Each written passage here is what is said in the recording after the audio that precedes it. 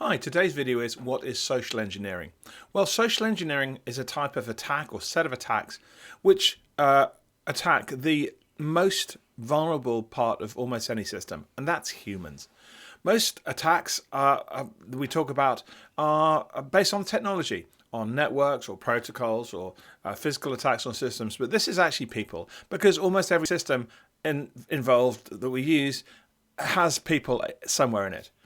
So a classic social engineering attack would be to phone someone up and say that you are from the IT department of the organization they work for and you need to change their password and there's a problem with their account. So they need to give you their old password. So that's a classic social engineering attack. You should never do that. You should never give your password out like that. But that's a good example.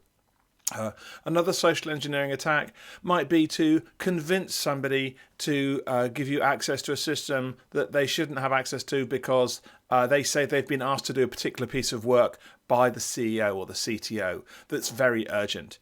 And so it's making people do things which they kind of feel they ought to do because, well, we're nice to each other, right? We live in communities where, on the whole, being nice to people and helping out is the right thing to do. In this situation, however, where we're thinking about security, helping out is not always the right thing to do.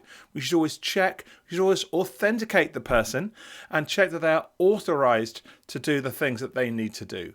So social engineering has been used for many, many things over very many years, and I don't see it going away. Sometimes social engineering attacks don't even involve people speaking directly to people. It may be sending something to your computer and saying, you should do this thing. And the computer says, well, it presents some text or a dialogue or something to the user saying, you should do this thing. And they say, well, this seems sensible. I've got a problem. Maybe this is the way to fix it.